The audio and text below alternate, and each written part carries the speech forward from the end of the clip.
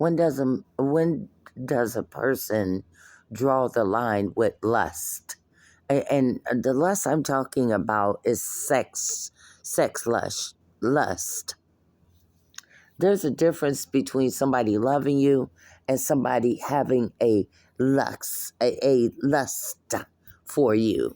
And once they have a strong desire, a strong sexual, unusual type of desire that looks at you and lusts after you. And it's like a demon of lust. It's lusting for you. It's lusting after you. The demon lusts for raping women. The demon lusts to be torturing people. Demon lusts for money. The demon lusts for all type of sexual acts. It lusts, if you will. It's like some type of monstering spiritual demon that drips lust from its lips, from its mouth. It lusts for sex.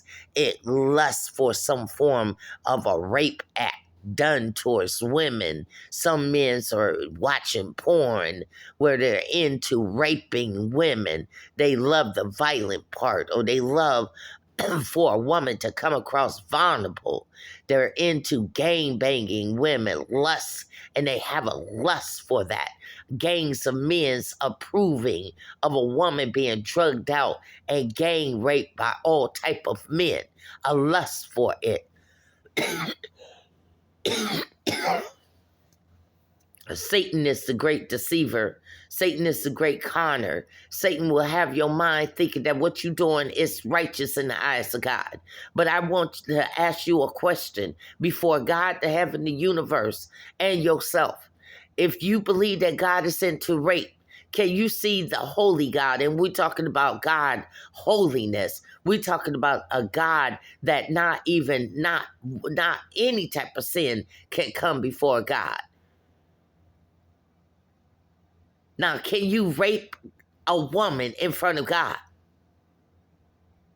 Can you gangbang all type of men having sex with a woman in front of the throne of God?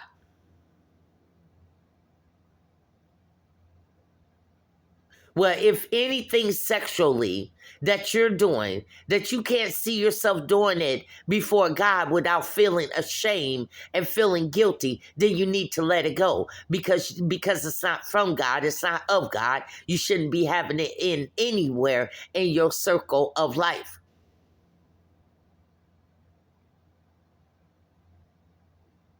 Rape is not a part of the kingdom of God.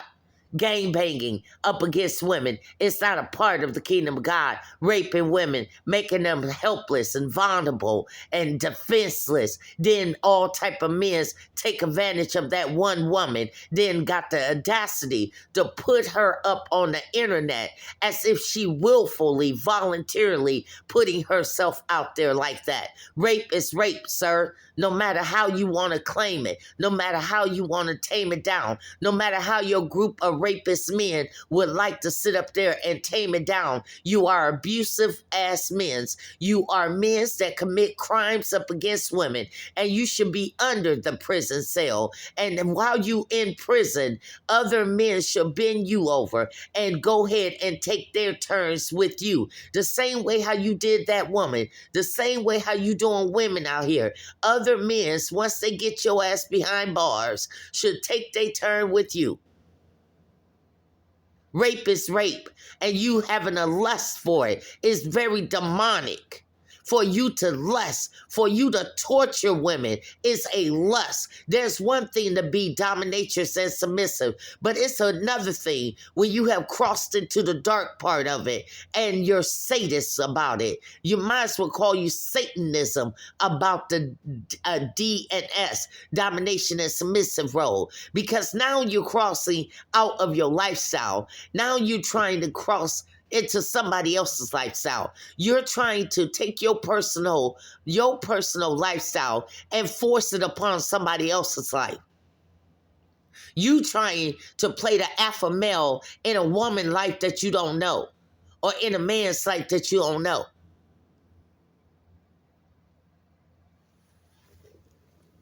You into Satan's, all that, dominatrix and submissiveness. But at the end of the day, you're not putting it and keeping it in proper perspective. You're not going to go through regular life thinking that you're going to dominate and intimidate anyone in their regular life. In the bedroom, it's one thing. In real life, it's another thing.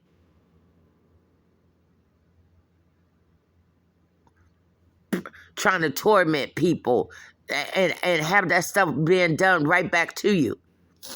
But you have a lust to torment people, don't it? That's probably why it seems like you're thirsty every day. You're famished. It's almost like a demon that's dripping saliva from its mouth. It's thirsty for tormenting people. It's thirsty. That's why you can't leave people alone, because that lustful demon inside of you, it's very thirsty. It's thirsty. It's hunger. It's not satisfied until it has done some kind of damage to a person, until it is thirsty and lusts to do damage to people. Then it's satisfied only for a moment.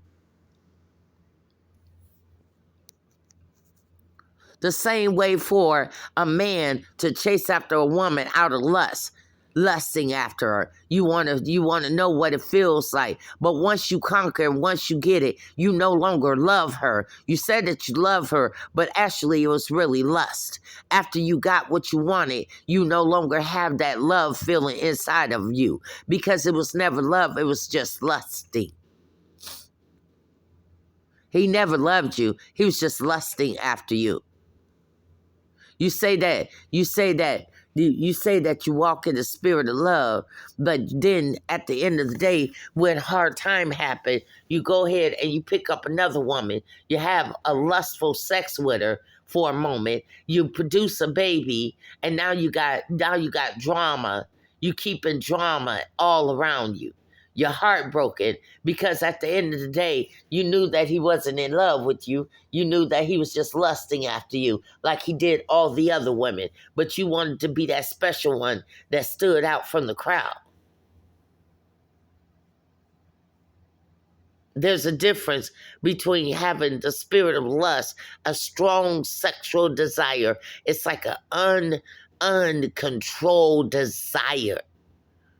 When men get into porn, rape, uncontrolled, you out of control, bruh.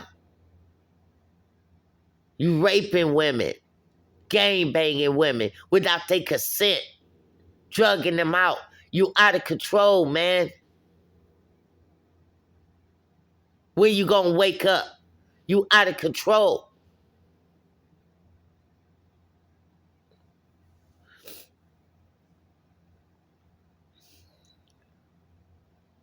Drugging out women. They're fenceless. How many women are you gonna hurt, man? How many women are you gonna rape, man? How many women are you gonna keep raping, man? How many women are you gonna keep hurting on this earth, man? Get your life.